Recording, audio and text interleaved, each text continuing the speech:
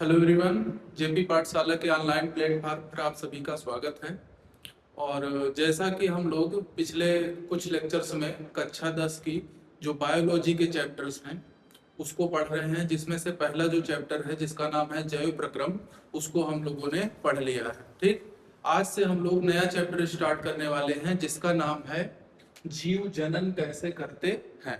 ठीक, तो इसके बारे में हम लोग चर्चा करने वाले हैं और आगे आने वाले कुछ वीडियोस में इस चैप्टर के बारे में हम लोग इन डिटेल बात करेंगे।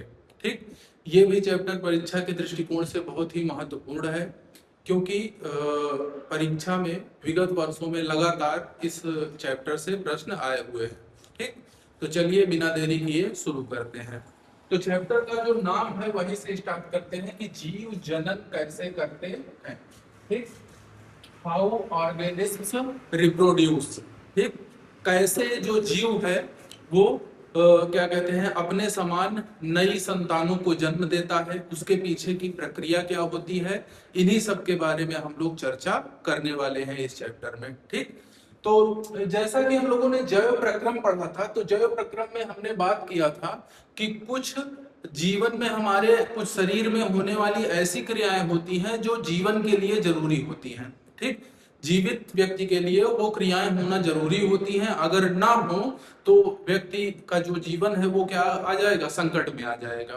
ठीक, तो उसी तरीके से कुछ क्रियाएं जो मैंने बताई थी, जैसे आप लोगों ने पढ़ा था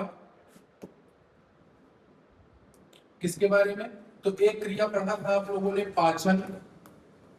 ठीक, तो जो भी जीव हैं वो अपने पोषण के लिए क्या करते हैं, खाते पीते हैं, पचाते हैं, और उसके बाद उसके लिए पचाने के लिए पाचन की क्रिया होती है उनमें।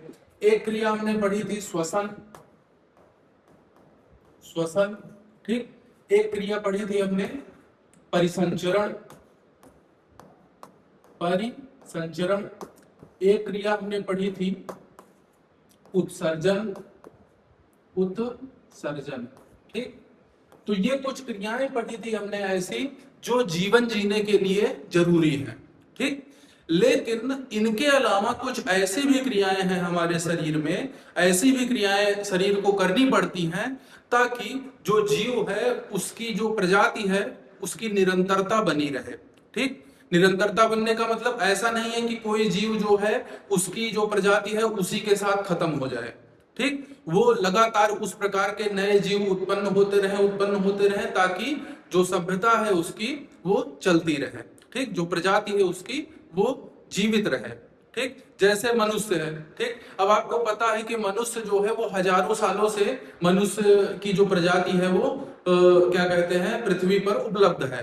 क्यों उपलब्ध है, उसका कारण ये है कि कोई एक ऐसी प्रक्रिया है जिसको मनुष्य कर रहा है, जिससे पुराने जीव से नए जीव उत्पन्न हो रहे हैं और वही निरंतरता आगे चलती आ रही है। ठीक, हम हमारे माता पिता उनके माता पिता से उत्पन्न हुए, फिर उनसे हम लोग उत्पन्न हुए, हमसे आगे आने वाली पीढ़ी उत्पन्न होगी, तो इस तरीके से निरंतरता बनी हुई है। ठीक, जो मनुष्य प्रजाति है उसकी निरंतरता बनी हुई है। तो इस निरंतरता को जो बनाए रखने के लिए जो विधि या प्रक्रिया जो जिम्मेदार है, जो प्रक्रम जिम्मेदार है, उसका नाम है क्या, उसका नाम है जनन। ठीक, तो ये जो जनन है इसी के द्वारा कोई भी जो प्रजाति है, चाहे कुत्ता हो, बिल्ली हो, हाथी हो, शेर हो, मनुष्य हो, कोई भी, चाहे एक कोशिकी जीव हो, बहुकोशिकी जीव हो, सभी जीव जो हैं जो अपने समान नए जीवों को उत्पन्न कर रहे हैं, उसके पीछे जो प्रक्रिया जिम्मेदार है, जो जिस विधि द्वारा ये क्रिया संपन्न हो रही है नए जीवों को उत्पन्न करने की, उसी को हम लोग क्या कहते हैं, जनन कहते हैं। तो जैव प्रक्रम में ये तो चीजें ऐसी हैं जिसके बिना व्यक्ति जीवित नहीं रह सकता, लेकिन कुछ जैव प्रक्रम में ऐसी भी क्रियाएं हैं जैसे जनन है। ठीक, जनन, तो जनन एक ऐसी प्रक्रिया है जिसको अगर व्यक्ति नहीं कर रहा है तो जीवित तो रहेगा, लेकिन उसकी प्रजाति जो है वो क्या हो जाएगी, नष्ट हो जाएगी। ठीक, पृथ्वी से आप लोग पढ़ते होंगे कि कई सारी प्रजातियां हैं जो धीरे धीरे विलुप्त हो चुकी हैं। ठीक, तो इसी तरीके से अगर कोई जीव जनन नहीं करेगा, मनुष्य अगर जनन की क्रिया नहीं करेगा, तो क्या होगा, मनुष्य की जो प्रजाति है वो क्या हो जाएगी, नष्ट हो जाएगी पृथ्वी से। ठीक, तो इसी वजह से जनन इतनी प्रमुख जो है प्रक्रिया है। ठीक। और इसी के बारे में, ये कैसे होता है, फिर इसके पीछे क्या क्या कारक जिम्मेदार होते हैं, फिर किस किस तरीके से होता है, कौन कौन से अंग हैं जो जिनकी सहायता से जनन होता है, इन्हीं सब के बारे में हम लोग पूरा थ्रू आउट द चैप्टर इसमें पढ़ने वाले हैं। ठीक। तो आप लोगों को समझ में आ गया होगा कि आखिर हम लोग जनन जो है ये पढ़ क्यों रहे हैं, ये चैप्टर आया क्यों आपके सिलेबस में। ठीक। तो चलिए शुरू करते हैं। तो देखिए, अब जैसे ही जनन चैप्टर शुरू करते हैं तो कई सारे जो है प्रश्न उत्पन्न होते हैं, जिसमें से जो सबसे पहला प्रश्न है वो है कि जनन है क्या। ठीक। जनन या रिप्रोडक्शन जिसको इंग्लिश में कहते हैं, ये है क्या, और इसके पीछे जो है कौन कौन सी चीजें जिम्मेदार हैं। ठीक। तो जनन जो है वो क्या है, जिस प्रक्रिया द्वारा जीव अपनी ही जाति मतलब मनुष्य को जन्म देगा, कुत्ता कुत्ते को जन्म देगा, बिल्ली को जन्म देगी, गाय की प्रजाति को जन्म देगी, उसके बाद शेर है, शेर की प्रजाति को जन्म देगा। तो इस तरीके से अपनी ही प्रजाति के नए जीव उत्पन्न करते हैं। इस क्रिया को क्या कहते हैं, जनन कहते हैं। ठीक। तो जिस क्रिया द्वारा जो पुराने जीव हैं वो नए जीवों को उत्पन्न करते हैं, जिस प्रक्रिया द्वारा, उसी को क्या कहते हैं, जनन कहते हैं। ठीक। अब उसके बाद सरल शब्दों में अगर कहें तो जनन का क्या अर्थ है, मौजूद जीवों से नए जीवों का निर्माण। जो जीव पृथ्वी पर उपस्थित हैं उनके द्वारा नए जीवों का निर्माण करना ही क्या है, एक जनन की प्रक्रिया है। ठीक। तो सबसे पहले आप लोगों को यह पता होना चाहिए था कि जनन क्या है। तो हमने बता दिया कि जनन जो है एक ऐसी प्रक्रिया है जिसमें जो मौजूद जीव हैं, जो पुराने जीव हैं, उनसे नए जीवों का निर्माण होता है। ठीक। चलिए, अब उसके बाद दूसरा जो प्रश्न उठता है वो है कि जनन महत्वपूर्ण क्यों है। ठीक। जनन की प्रक्रिया जो है ये इतनी महत्वपूर्ण क्यों है। ठीक। तो जनन की प्रक्रिया महत्वपूर्ण इसलिए है क्योंकि अगर मान लो सपोज कि आपके माता पिता में से मान लो पिताजी हैं, ठीक, उस बच्चे थे, फिर बड़े हुए, वयस्क हुए, उसके बाद फिर धीरे धीरे क्या हो जाएंगे, बूढ़े हो जाएंगे।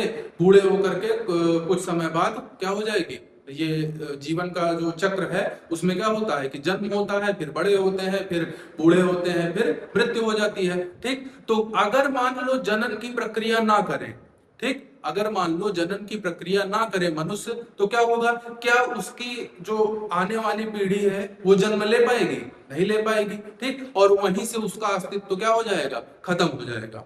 ठीक। तो अगर मान लो हमारे माता पिता या उनके माता पिता या उनके माता पिता जो हमारे पूर्वज हैं वो अगर जनन की प्रक्रिया ना करते तो क्या हमारा अस्तित्व आज पृथ्वी पर होता, तो आंसर है नहीं होता। ठीक। तो इसका मतलब यह है कि जनन ही वह प्रक्रिया है जिसके द्वारा जो नया जीव है उसका अस्तित्व पृथ्वी पर संभव है। ठीक। तो इसी वजह से क्या होगा कि प्रत्येक जीव, चाहे जो भी जीव हो, वो क्या होगा, जन्म लेगा, बड़ा होगा, बूढ़ा होगा, मर जाएगा। ठीक। और अगर मर जाएगा तो जनन उन जीवों के स्थान पर नए जीवन पैदा करता है जो मर जाते हैं। ठीक। अब हमारे पूर्वजों का अस्तित्व तो खत्म हो गया, वो क्या कहते हैं, उनका कोई अस्तित्व नहीं है, लेकिन उनकी जगह पर क्या है, हम आ गए हैं, फिर हमारी जगह पर कोई और आएगा, फिर उनकी जगह पर कोई और आएगा। तो इस तरीके से जो जीवन की प्रक्रिया है वो क्या रहे, लगातार चलती रहे। इसी वजह से क्या है, जनन जो है वो इंपॉर्टेंट है। ठीक। उसके बाद क्या है, तो यही आगे लिखा हुआ है कि पृथ्वी पर जीवन की जो निरंतरता है, कंटिन्यूटी, वो बनी रहे, इसी के लिए कौन जिम्मेदार है, हमारा जनन जिम्मेदार है। ठीक। तो जनन किस लिए जिम्मेदार है भाई, तो ताकि पृथ्वी पर जीवन की निरंतरता बनी रहे। ठीक। और दूसरी बात, किसी विशेष प्रकार की जाति, ठीक, जाति का मतलब है मनुष्य जाति, कुत्ता की जाति, घोड़े की जाति, शेर की जाति, ठीक है, ये सब जातियां हैं। ठीक। तो जो ये या किसी जाति के अस्तित्व, सर्वाइवल को सुनिश्चित करता है। ठीक। कोई प्रजाति जो है वो पृथ्वी पर सर्वाइव कैसे कर पाएगी, जनन के द्वारा कर पाएगी। जनन करता रहेगा जीव, नए जीव उत्पन्न करता रहेगा, पुराने जीव मरते रहेंगे और ये प्रक्रिया आगे बढ़ती रहेगी, यानी कि वो जाति जो है वो पृथ्वी से खत्म नहीं होगी। ठीक। वो उसका जो पीढ़ियां हैं वो लगातार आगे चलती रहेंगी। ठीक। उसके बाद अगर ना जनन करे तो क्या होगा, तो बिना जनन के किसी जाति का धीरे धीरे क्या हो जाता है, अंत हो जाता है या विनाश हो जाता है। तो अगर कोई प्रजाति जो है वो जनन करना ही बंद कर दे, ठीक, मान लो कि कोई ऐसी प्रजाति है जिसने क्या किया कि जनन करना छोड़ दिया। अब जनन करना छोड़ दिया तो जो जीव पहले से हैं वो क्या होंगे, बड़े होंगे, बूढ़े होंगे, और बूढ़े होकर के क्या हो जाएंगे, मर जाएंगे, और मर जाएंगे तो फिर उनकी प्रजाति क्या हो जाएगी, नष्ट हो जाएगी पृथ्वी से। तो इसका मतलब ये है कि अगर कोई जीव जो है जनन नहीं करता तो उसकी प्रजाति जो है वो क्या हो जाएगी, पृथ्वी से विलुप्त हो जाएगी, विनाश हो जाएगा उसका। ठीक, तो ये सब कुछ कारण है जिसके लिए क्या है, जनन महत्वपूर्ण है। ठीक, अब उसके बाद जनन के कुछ उदाहरण देख लेते हैं। जैसे मनुष्य है, तो मनुष्य में क्या होता है, माता जो होती है वो बच्चों को जन्म देती है, फिर उन वे बच्चे बड़े होते हैं, बड़े होकर के क्या कहते हैं, फिर से वो नए बच्चों को जन्म देते हैं। इस तरीके से प्रक्रिया चलती रहती है। उसके बाद कुत्ते में क्या है, कुत्ते पिल्लों को जन्म देते हैं जनन की विधि द्वारा। ठीक, बिल्ली अपने बच्चों को जन्म देती है। ठीक, उसके बाद पौधे जो हैं वो बीज बनाते हैं, बीज से नए पौधे उत्पन्न होते हैं। ठीक, तो आप सोचोगे कि क्या पौधों में भी जनन होता है, बिल्कुल जनन होता है। ठीक, जो ये बीज का निर्माण हो रहा है, आगे जब हम लोग समझेंगे, जब पढ़ेंगे पुष्प के बारे में, बीज के बारे में, तो पता चलेगा आपको कि पौधों में भी जनन होता है। अगर पौधों में जनन ना हो तो एक प्रकार का पेड़ जो है वो खत्म ना हो जाए। मान लो आम का पेड़ है, अब मान लिया आम के पेड़ों को लगा दिया और वो जनन ही ना करे, तो जनन ही ना करे तो क्या नए आम के पेड़ उत्पन्न हो जाएंगे, बिल्कुल नहीं उत्पन्न होंगे। तो इसका मतलब ये है कि जो ये क्या कहते हैं पौधे हैं, ये भी क्या करते हैं, जनन करते हैं। ठीक, तो ये हो गए कुछ उदाहरण जनन के। ठीक, अब बात करते हैं, जो अभी मैं बात कर रहा था कि जनन के द्वारा जो है प्रजाति की या जाति की निरंतरता बनी रहती है। ठीक, तो ये कैसे बने रहते हैं इसके बारे में देखिए। तो माता पिता जो है, ध्यान से समझना, अक्सर जो जनन की आगे चल करके हम पढ़ेंगे कि जनन की दो विधियां होती हैं, जिनमें से एक होता है लैंगिक जनन, एक होता है अलैंगिक जनन। ठीक, तो अलैंगिक जनन में दो क्या कहते हैं जीवों की आवश्यकता होती है, एक होता है नर, एक होता है मादा। नर को पिता कहते हैं, मादा को माता कहते हैं। ठीक, तो जो माता पिता है उससे क्या होते हैं, संतान उत्पन्न होते हैं। माता पिता से क्या उत्पन्न होते हैं, संतान उत्पन्न होते हैं। यही संतानें जो है वो बड़ी होकर के क्या बनती हैं, वयस्क बनती हैं। वयस्क फिर क्या करते हैं, जनन करते हैं, और ये जनन करने के उपरांत फिर से नया जीव उत्पन्न होता है, और यही साइकिल जो है ये चलता रहता है। ठीक, तो जनन में होता क्या है कि माता पिता से बच्चा जन्म लेता है, बच्चा वयस्क होता है, बड़ा होता है, फिर बड़े होकर के फिर वो भी जनन करता है। जनन के उपरांत फिर से नया बच्चा पैदा होता है, और इस तरीके से ये साइकिल जो है ये चलती रहती है। तो उसी को यहाँ पर दिखाया गया है कि माता पिता जो कि वयस्क हैं, उनसे क्या, उन्होंने क्या किया, जनन किया। जनन के उपरांत क्या हुआ, संतान उत्पन्न हुआ, अर्थात नए जीव उत्पन्न हुए। नए जीव से क्या हुआ, बड़े होकर के वो वयस्क बने। वयस्क होने पर वही बच्चे जो हैं वो आगे चल करके माता पिता बनेंगे, फिर से वो जनन करेंगे। तो इस तरीके से ये जो है प्रक्रिया चलती रहती है। ठीक, और इसी प्रक्रिया के द्वारा किसी प्रजाति की निरंतरता पृथ्वी पर बनी रहती है। ठीक, नहीं तो वो प्रजाति क्या हो जाएगी, विलुप्त हो जाएगी। ठीक, चलिए, तो ये जो है पूरा। और हाँ, अब कहोगे कि विलुप्त हो जाने से होता क्या है, मान लो विलुप्त हो जाए तो होगा क्या। तो ध्यान से समझना, आप लोग पढ़ते होंगे अक्सर पेपर ऊपर में कि जैसे शेर है, शेर या बाघ, ठीक, इनकी प्रजाति को बचाने के लिए सरकार कितने सारे अभियान चलाए हुए हैं, कितने सारे जो है क्या कहते हैं इनके पीछे कर्मचारियों को लगाए हुए हैं। उसके पीछे का रीजन क्या है, अगर कोई प्रजाति विलुप्त हो जाती है हमारे पर्यावरण से, तो क्या होता है कि दूसरी प्रजातियां जो हैं वो हावी हो जाती हैं। पता लगा सारे बाघ मर गए, अब बाघ मर गए तो हिरणों का, नीलगायों का, इन सब की संख्या बढ़ जाएगी। ये सब क्या करेंगे, सब जगह की घास हो सब चट डालेंगे, ठीक, खेत चर डालेंगे। ठीक, तो इस तरीके से क्या होगा कि अगर एक प्रजाति विलुप्त होती है तो दूसरी प्रजाति हावी हो जाती है, जिससे हमारे पर्यावरण को नुकसान होता है। तो जो हमारा पारितंत्र है, जो इकोसिस्टम है हमारा, उसमें कोई प्रजाति जो है वो, हर प्रजातियां अपना एक विशेष स्थान रखती हैं। तो कोई प्रजाति नष्ट नहीं होनी चाहिए। अगर वो नष्ट हो जा रही है तो इसका मतलब यह है कि दूसरी प्रजाति जो है वो हावी हो जाएगी और वो पर्यावरण को, पृथ्वी को नुकसान पहुंचाएगी। ठीक, तो इसी वजह से देखो कि सरकार जो है बाघों को बचाने के लिए प्रोजेक्ट टाइगर वगैरह चलाती रहती है, ताकि उनकी प्रजाति जो है वो जीवित रहे, पृथ्वी पर उनकी उपस्थिति बनी रहे। उनके पीछे बहुत ज्यादा क्या कहते हैं, सरकार जो है वो अपना धन जन सब कुछ लगा रही है। ठीक, तो इसी वजह से मनुष्य नहीं खत्म होने चाहिए, जो भी जीव हैं हमारे आसपास वो नहीं खत्म होने चाहिए, क्योंकि अगर उनकी प्रजातियां विलुप्त होती हैं, सबका अपना अपना स्थान है इस पारितंत्र में। जो जिस पृथ्वी पर हम लोग रह रहे हैं, सभी जीवों का कुछ ना कुछ जो है वो इम्पोर्टेंस है, हर जीव का। ठीक, जैसे गौरैया है, अब गौरैया जो है वो क्या करती है, वो खेतों में से जो कीड़े मकोड़े हैं उनको खा लेती है, जिससे कि हमारी फसलें सुरक्षित रहती हैं। ठीक, अब गौरैया मान लो खत्म हो गई, गौरैया धीरे धीरे उनकी संख्या लगातार घटती जा रही है, घटती, एक स्थिति ऐसी है जब खत्म हो जाए तो क्या होगा कि कीड़े मकोड़ों को खाने वाले जीव जो है उनमें कमी आ जाएगी, कीड़े मकोड़े बढ़ जाएंगे, जिससे फसल को नुकसान होगा। मेढक जो है, सांप जो है, सांप कहोगे कि सांप तो काट लेता है, इसको सभी सांपों को मार दो। सभी सांपों को अगर मार दिया जाएगा तो खेतों में जो चूहे लगते हैं, ठीक, चूहों को सांप खाता है, अगर सांप सारे मर जाएंगे तो चूहे बहुत सारे हो जाएंगे और वो सब फसलों को क्या कर देंगे, नुकसान पहुंचाएंगे। तो इसीलिए सभी जीव जो हैं, जितनी भी प्रजातियां पृथ्वी पर हैं, उनको जीवित रहना, उनकी जो पीढ़ियां हैं वो लगातार बढ़ते रहना ये जरूरी है। और इसी के पीछे कौन सी क्रिया जिम्मेदार है, जनन जिम्मेदार है। ठीक, चलिए अब बात करते हैं जो संतान है वो क्या होती है। ठीक, तो माता पिता क्या करेंगे, जनन करेंगे, जनन के उपरांत नया जीव उत्पन्न होगा। ये सब कैसे होता है, ये सब आगे के लेक्चर्स में सब धीरे धीरे पता चलेगा, जैसे जैसे हम आगे बढ़ते जाएंगे सारी चीजें आपको पता चलती जाएंगी कि क्या प्रक्रिया होती है इसके पीछे। तो जो संतान है वो क्या होता है, तो संतान जो है वो माता पिता के समान होती है।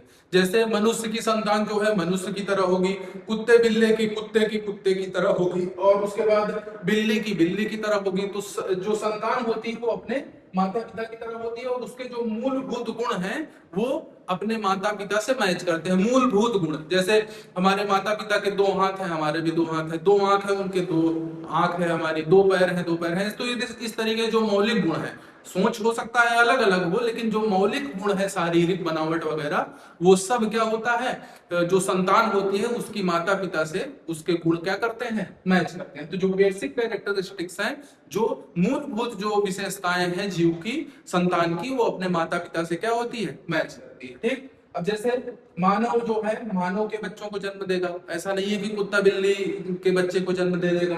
ठीक, बिल्ली जो है बिल्लियों को जन्म देगी। सूरजमुखी का बीज अगर बोओगे तो ऐसा नहीं है कि उसमें गेंदे का फूल पैदा होने लगेगा, क्या होगा, सूरजमुखी का ही फूल पैदा होगा। ठीक, तो इस तरीके से जो संतानें होती हैं वो अपने माता पिता की। कहोगे ये सब इतनी आसान चीजें क्यों बता रहे हो, क्योंकि यही जो है आगे चल करके सब यूज होगी। अब संतान कहूंगा मैं कहीं पर भी आगे के लेक्चर्स में, तो आपको तुरंत समझ जाना है कि ऐसा जीव जो अपने माता पिता के समान है। ठीक, चलिए अब प्रश्न उठता है कि अगर जीव जनन ना करे तो क्या होगा। तो यही वाली चीजें जो है वो फिर से रिपीट होंगी कि अगर कोई प्रजाति जनन जो है करना या तो कम कर दे और या तो एकदम खत्म कर दे। अगर जनन करना कम कर देती है, ठीक, तो जनन करना अगर कम कर देती है कोई प्रजाति, तो धीरे धीरे क्या होगा, उसकी जो जनसंख्या है उसमें कमी आने लगेगी। बहुत सारे देश आजकल वर्तमान में इसी समस्या से जूझ रहे हैं। ठीक, क्योंकि वहां पर लोग जो विकसित देश हैं उनमें कई लोग ऐसे हैं जो माता पिता बनना ही नहीं चाहते, और माता पिता बनना ही नहीं चाहते तो वहां पर बर्थ रेट जो है वो लगातार गिरती जा रही है, जिससे जनसंख्या में, उनके देश की जनसंख्या में कमी आ रही है। ठीक, जैसे इटली है, जापान है, ये सब देश जो हैं इनमें जो है वो बच्चे पैदा ही नहीं कर रहे हैं। ठीक, तो अगर कोई प्रजाति जो है वो बच्चे पैदा करना या जनन करना बंद कर दे तो क्या होगा कि उसकी जनसंख्या लगातार घटती जाएगी। उसके बाद क्या होगा भाई, और अंत में धीरे धीरे क्या हो जाएगा, उनका विनाश हो जाएगा। ठीक, क्योंकि भाई उनकी संख्या लगातार घटती गई तो एक स्थिति ऐसी आएगी जब उनकी पूरी प्रजाति जो है वो क्या हो जाएगी, नष्ट हो जाएगी। ठीक, तो अगर कोई प्रजाति जनन करना बंद कर देती है तो वो क्या हो जाएगी, धीरे धीरे पृथ्वी से विलुप्त हो जाएगी। तो कहोगे कि क्या जितने जीव विलुप्त हो रहे हैं उसके पीछे क्या यही एक कारण है कि वो जनन नहीं कर रहे हैं? तो ऐसा नहीं है, कुछ पर्यावरणिक दशाएं भी होती हैं। ठीक है, तो उस पर भी निर्भर करता है, लेकिन ये भी एक कारण हो सकता है किसी प्रजाति के पृथ्वी से विलुप्त होने का। ठीक, कि जनन ना करे।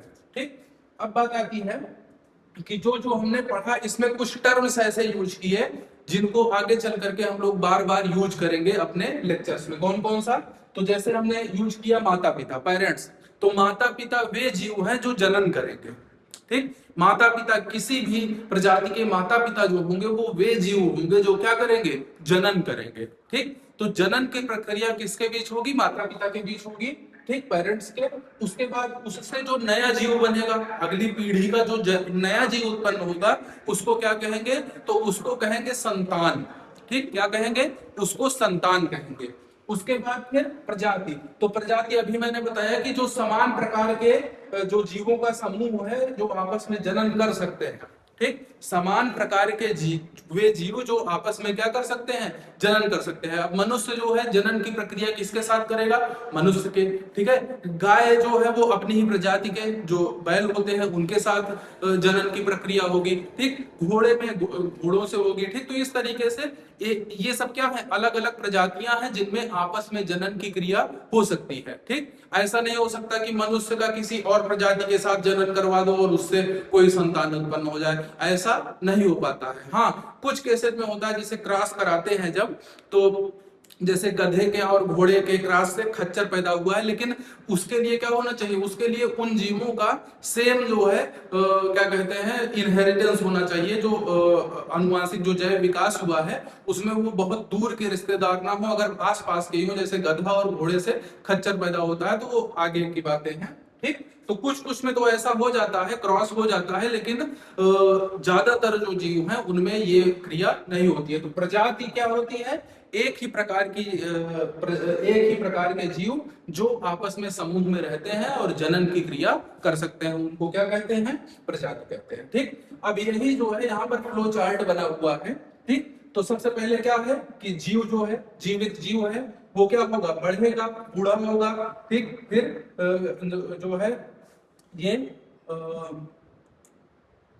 क्या लिखा हुआ है, छोड़ो, तो बूढ़े होते हैं फिर मर जाते हैं। ठीक, तो ये पूरी जीवन प्रक्रिया है जीव की। इसी बीच वो क्या करते हैं, जनन करते हैं। ठीक, जो जीवन की प्रक्रिया है, जब बड़े होते हैं, जवान होते हैं, उसके बाद वयस्क होकर के नए जीवों को जनन करते हैं। जनन से क्या होगा, नया जीव उत्पन्न होगा जिसको संतान कहेंगे। फिर वही संतान क्या होगी, बड़ी होगी, बड़ी होकर के वो जनन करेगी, और इस प्रकार से जो प्रजाति की निरंतरता है वो बनी रहेगी। ठीक, तो हमने इतना जो कुछ भी पढ़ा इसमें, उसका मोटा मोटा हिसाब ये पता चल रहा है कि जनन की प्रक्रिया के द्वारा कोई जीव जो है वो अपने प्रजाति की निरंतरता को बनाए रखता है। ठीक, अगर वो ऐसा ना करे तो उसकी प्रजाति की जनसंख्या कम होती जाएगी और धीरे धीरे वो पृथ्वी से विलुप्त हो जाएगा। ठीक, चलिए अब बात करते हैं कि क्या जो जनन है वो जितने भी जीव हैं पृथ्वी पर, जो हम लोग आंखों से देख सकते हैं, या कुछ जीव ऐसे भी हैं जिनको आंख से नहीं देख सकते। ठीक, तो क्या सारे जीव एक ही तरीके से जनन करते हैं, तो इसका आंसर है नहीं, सारे जीव एक तरीके से जनन नहीं करते हैं। ठीक, तो चलिए अगली स्लाइड में देखते हैं। तो देखिए जनन के या प्रजनन के प्रकार। ठीक, कितने टाइप से रिप्रोडक्शन किया जा सकता है, जो जीव हैं वो कितने टाइप से रिप्रोडक्शन कर सकते हैं, इसके बारे में चर्चा करते हैं। ठीक, अब देखिए बहुत सारे ऐसे जीव हैं जिनको हम देख भी नहीं सकते, जैसे कुछ एक कोशिकीय जीव हैं, जैसे अमीबा है, हाइड्रा है, पैरामीशियम है, प्लाज्मोडियम है, राइजोपस है। ठीक, ये सब जो है बहुत सारे ऐसे जीव हैं जिनको हम लोग अपनी नंगी आंख से नहीं देख सकते, लेकिन वो भी जनन कर रहे हैं। और बहुत सारे ऐसे जीव हैं जो हमारे आसपास दिख जाते हैं, वे भी जनन कर रहे हैं। तो क्या सब में जनन की प्रक्रिया समान है, तो ऐसा नहीं है। ठीक, तो देखिए जीवों में अनेक प्रकार से नए जीव उत्पन्न होते हैं। सभी जीव जो हैं, सभी प्रजातियां वो अलग अलग तरीके से जनन करके नए जीवों को उत्पन्न करती हैं। जैसे कुछ जीव अमीबा जैसे हैं। अब अमीबा जो है, अमीबा एक कोशिकीय जीव है। एक कोशिकीय जीव का मतलब सिंगल सेल से बना हुआ, एक कोशिका का बना हुआ जीव। और अगर एक ही कोशिका है तो वो क्या होता है, वो वही कोशिका टूट जाती है। एक कोशिका होती है, वही कोशिका टूट जाती है और टूट करके दो नई कोशिकाएं बन जाती हैं। ठीक, तो यहाँ पर देखिए ये जो है, ये एक कोशिका है अमीबा की, यही आगे चल करके दो भागों में बढ़ जाएगी। तो एक ये संतान बन जाएगी, एक ये संतान बन जाएगी। तो दो जो है वो संतति कोशिकाएं जन्म लेंगी और उससे दो अमीबा बन जाएंगे। ठीक, तो अमीबा जो है वो इस तरीके से नया जीव उत्पन्न करता है, मतलब इस तरीके का जनन करता है।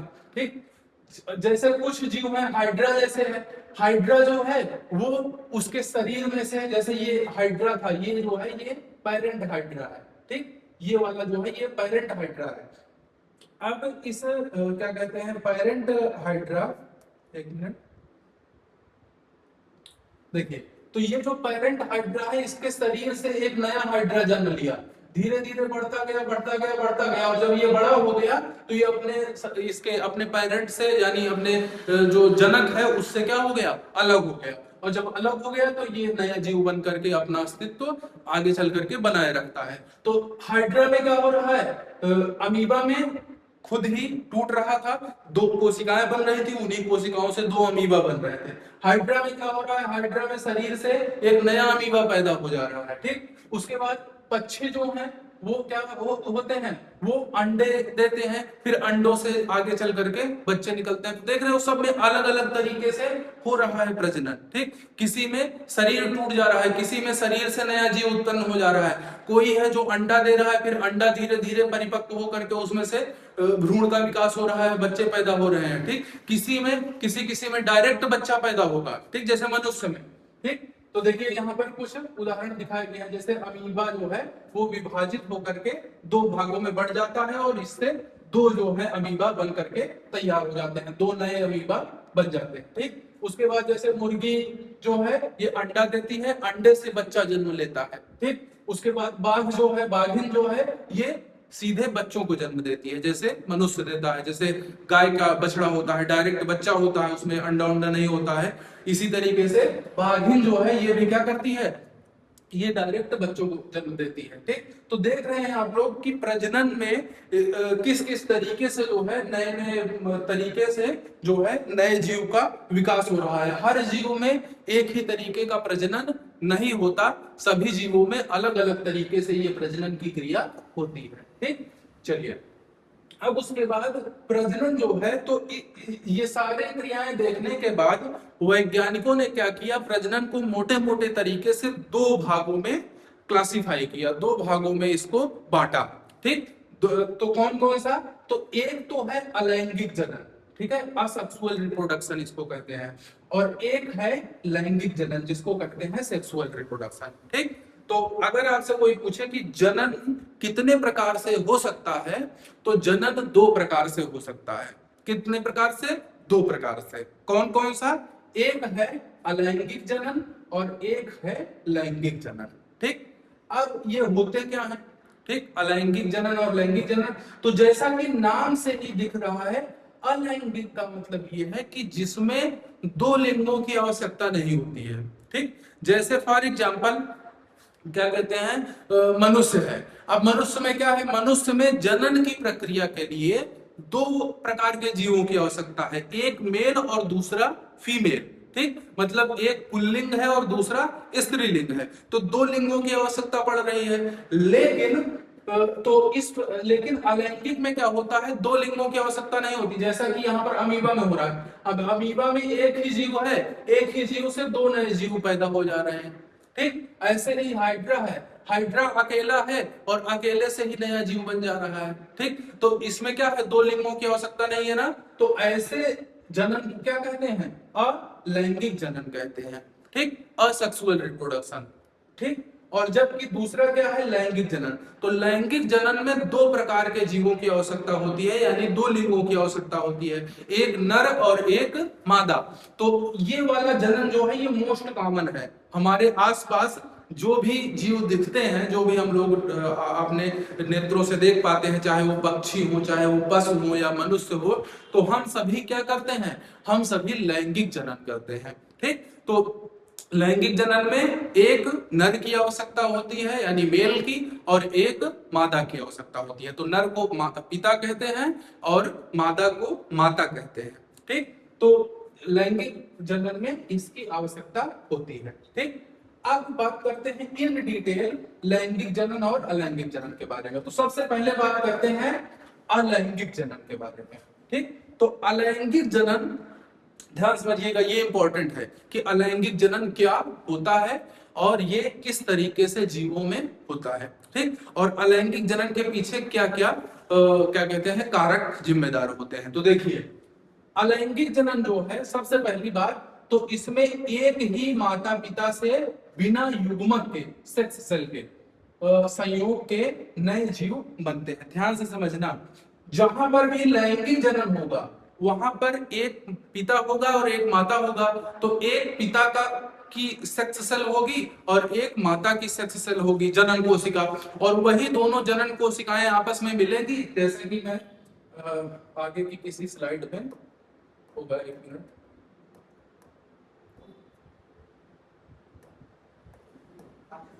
देखिए, तो ये जो है, एक मिनट,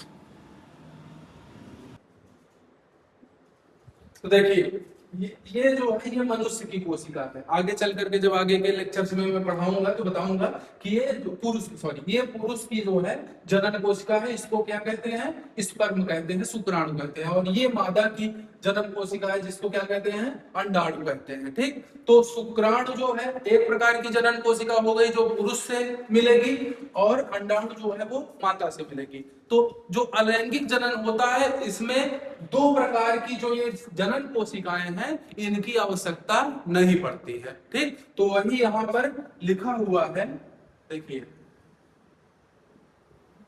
ये, कि इसमें जो है अलैंगिक जनन में जो है बिना सेक्स सेल के, जो और उन सेक्स सेल को हिंदी में क्या कहते हैं, युग्मक। जो पुरुष से मिलता है उसको नर युग्मक कहते हैं, और जो माता से मिलता है उसको मादा युग्मक कहते हैं। सब आगे बताने वाला हूं, टेंशन नहीं देना है, ठीक। तो बिना युग्मकों की आवश्यकता नहीं होती, यानी कि सेक्स सेल जो है, चाहे स्पर्म का हो या ओवम, जैसे स्पर्म मतलब शुक्राणु और ओवम मतलब अंडाणु, इनकी आवश्यकता नहीं होती है। मतलब अलैंगिक जनन में युग्मकों की आवश्यकता नहीं होती, सेक्स सेल की कोई जरूरत नहीं होती, क्योंकि इसमें एक ही अकेला जनक ही काफी होता है नया जीव उत्पन्न करने के लिए। तो दो प्रकार के सेक्स सेल की कोई जरूरत ही नहीं है, ठीक। दूसरा, ये जो है बहुत ही सरल प्रकार का एक जनन होता है जिसमें केवल, इसमें आगे भी बढ़ाया जा सकता है, यह एक प्रजनन का बहुत ही सरल तरीका है जिसमें केवल अकेला जनक ही जो है